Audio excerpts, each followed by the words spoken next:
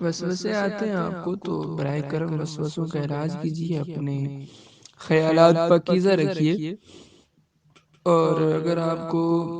وسوسہ آ رہا ہے کہ میرا وضو ٹوٹ گیا ہے پھر کر لوں، تو یہ وسوسہ ہی ہے، اس پہ آپ کو عمل کرنا ضروری نہیں ہے۔ جب تک آپ کو ظن غالب نہیں ہو جاتا، آپ کو یقین نہیں ہو جاتا کہ میرا وضو نہیں ٹوٹا، اس وقت تک آپ وسوسے کی بنا پہ وضو نہیں دہرا سکتے۔ ایسے یہی ہو کہ میں برتن جس میں وضو کا پانی ہے اس میں وضو کے دوران پانی کے چھینٹے چلے گئے، اب چلے گئے ہیں، اگر آپ کو یقین کامل ہے کہ چلے گئے ہیں، پھر تو وہ وضو کے قابل نہ رہا، پانی مستعمل ہو گیا، اور مکروہ نہیں کہیں گے، ایسے مستعمل ہو گیا وہ پانی، صرف وہ طہارت کے لیے کافی نہیں ہوگا، اور اس کو آپ ہر طریقے سے استعمال کر سکتے ہیں۔ وہ کپڑے دھونے کے لیے بھی استعمال کیا جا سکتا ہے، ٹوائلٹ میں بھی استعمال کیا جا سکتا ہے، صرف اس سے طہارت بدنی اب آپ حاصل نہیں کر سکتے۔ واللہ اعلم۔ ایک صاحب نے سوال کیا قبر کے منہدم ہونے کے بارے میں، تو جان لیں کہ اگر قبر منہدم ہوئی ہے خالی اوپر سے، تو اب آپ اسے درست کر سکتے ہیں، مٹی وغیرہ یا جس طریقے سے بھی آپ کرنا چاہیں۔ بہرحال اگر قبر کے اندر کوئی اینٹیں وغیرہ گر گئی ہیں، یا وہ جو اوپر بڑے بڑے پتھر رکھے ہوتے ہیں وہ اگر اندر گر جائیں، تو اس صورت میں قبر کو اندر سے درست کرنا شرعاً ناجائز ہے، اور ان پلیٹوں کو بھی اٹھانا شرعاً ناجائز ہے۔ اسی طرح قبر کو اندر سے منتقلی کرنا، مردے کی منتقلی کرنا، یہ بھی شرعاً ناجائز ہے۔ ہاں اگر قبر کے اندر پانی جمع ہو گیا ہو تو پھر بھی پہلے تو روکنا چاہیے پانی کو، کوئی صورت بنانی چاہیے کہ پانی نہ جائے اندر، لیکن جب بہت ہی ضروری ہو جائے، کافی کوششوں کے بعد بھی پانی نہ رکنے پائے، تو پھر کسی عالم بعمل کو بلا کر اس سے فتویٰ لے کر حضرت عباس کے قول کے مطابق اور معائنے وغیرہ چیک اپ کروا کے پھر آپ کیا کر سکتے ہیں، اس قبر کو منتقل کر سکتے ہیں۔ اور قبر کو منتقل کرنے کی ضمن میں اور بھی صورتیں آپ کو بتا دوں، مردے کو منتقل کرنے کی صورتیں، وہ یہ کہ اگر قبر کسی غصب شدہ زمین پر بنا دی گئی ہو، اور جس جگہ کا مالک ہے بندہ وہ کہے کہ بھائی یہاں سے قبر ہٹاؤ، تو اس صورت میں بھی قبر وہاں سے ہٹائی جا سکتی ہے، قبر منتقلی کی جا سکتی ہے۔ اسی طرح مردے کے ساتھ کوئی سامان وغیرہ، کوئی پیسے درہم وغیرہ اگر چلے گئے ہیں، تو اس صورت میں بھی قبر کشائی کرنے کا حکم دیا جائے گا۔ بہرحال بلا عذر شرعی اندر سے قبر کشائی نہیں کی جا سکتی، اوپر سے آپ اس کو درست کر سکتے ہیں۔ جزاک اللہ۔ کتوں اور مرغوں کی لڑائی کروانا، اس کے بارے میں ایک بھائی نے پوچھا ہے۔ دیکھیں، کتوں، مرغوں، بٹیروں، جانوروں میں جو بھی ہو، ان کی لڑائی کرانا شریعت میں ناجائز، حرام اور جہنم میں لے جانے والا کام ہے۔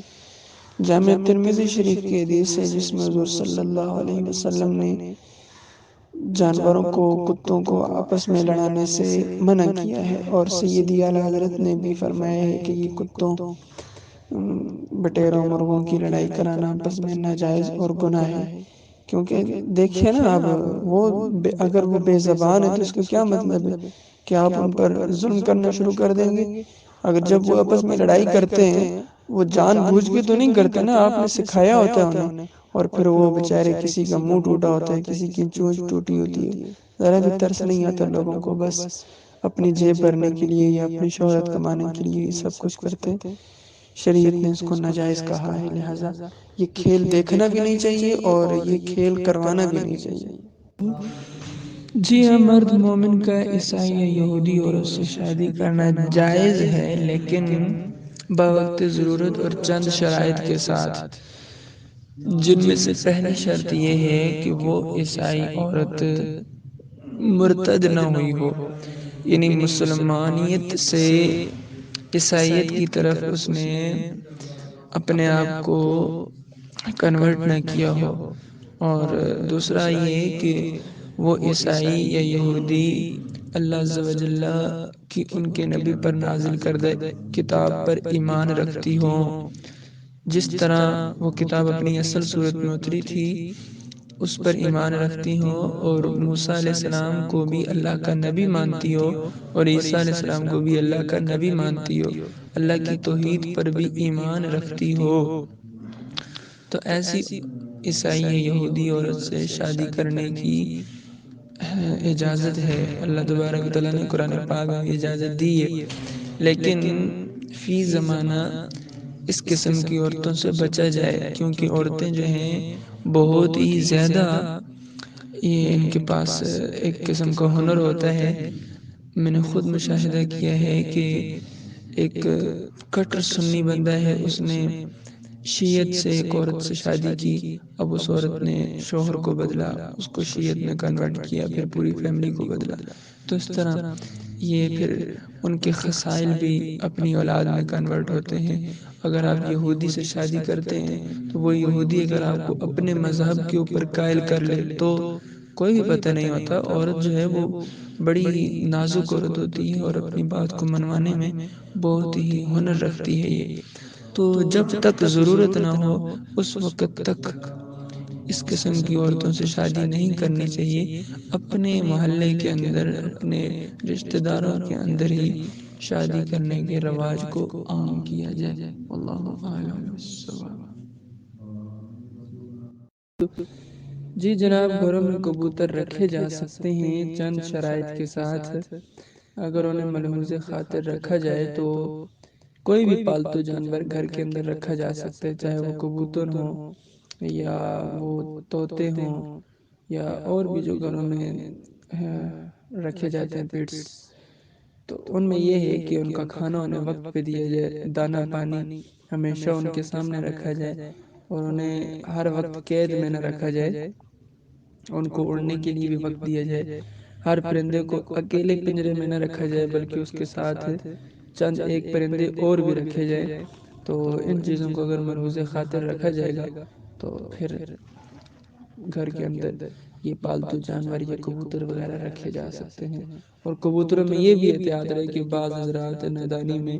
کبوتروں کے پر وغیرہ کاٹتے ہیں جن سے انہیں تکلیف ہوتی ہے، یہ شرم بالکل ناجائز ہے۔ واللہ اعلم بالصواب۔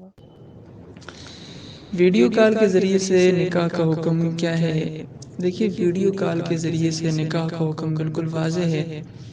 ایک تو یہ ہے کہ ویڈیو کال کے ذریعے سے نکاح منعقد نہیں ہوتا، اس کی وجہ یہ بیان کی جاتی ہے کہ جہاں نکاح کے اندر دیگر شرائط کا پایا جانا ضروری ہوتا ہے، وہاں ایک مجلس کا ہونا بھی ضروری ہوتا ہے کہ دونوں فریقین ایک ہی مجلس میں ہوں، تو ویڈیو کال کے ذریعے سے یہ پاسبل نہیں ہو سکتا، جس بنا پہ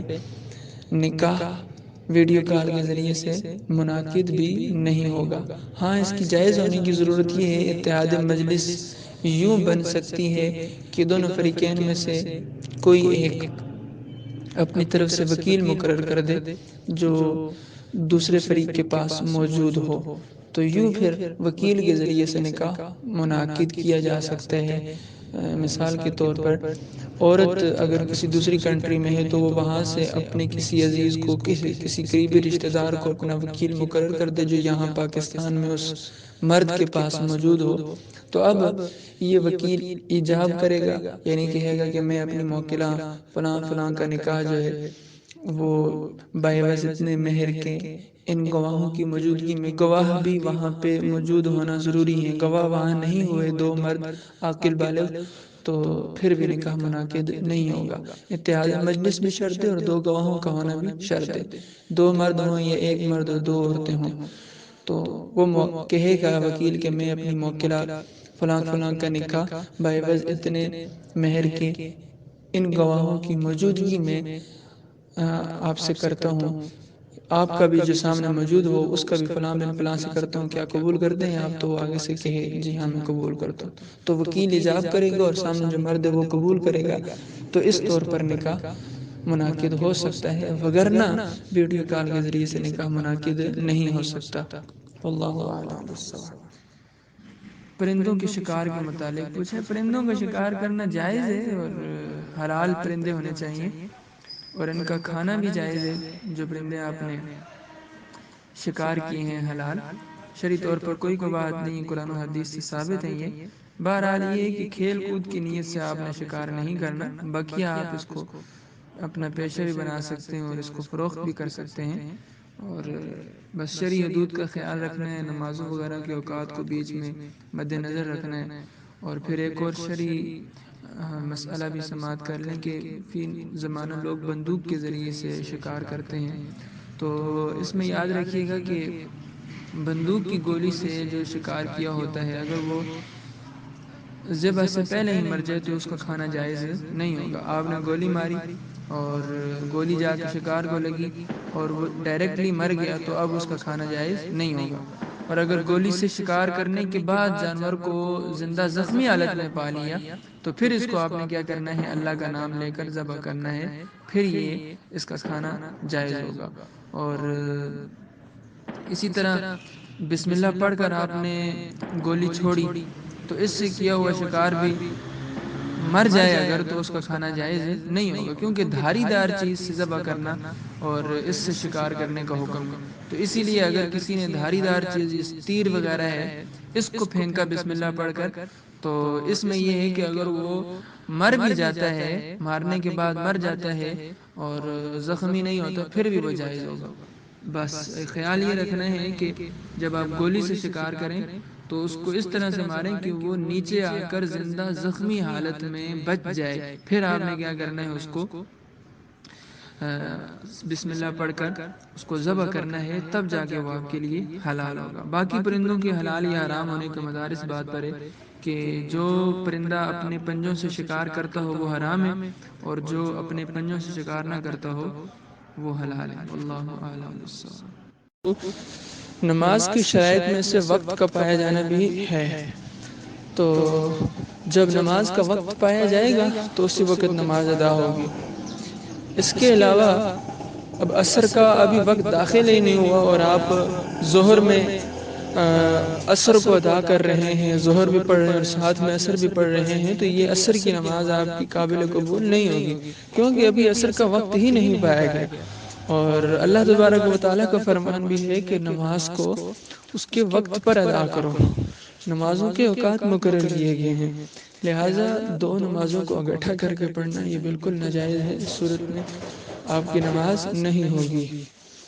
بہرحال اس کی جو ایک استثنائی صورت ہے وہ میدان عرفات کے اندر ہے، اس کے علاوہ کسی بھی جگہ آپ دو نمازوں کو اکٹھا کر کے نہیں پڑھ سکتے۔ ہاں قضا نمازیں ہیں تو وہ آپ اگر دو کی بجائے 3 4 5 نمازیں بھی ایک ساتھ پڑھ دیتے ہیں تو اس میں کوئی حرج نہیں۔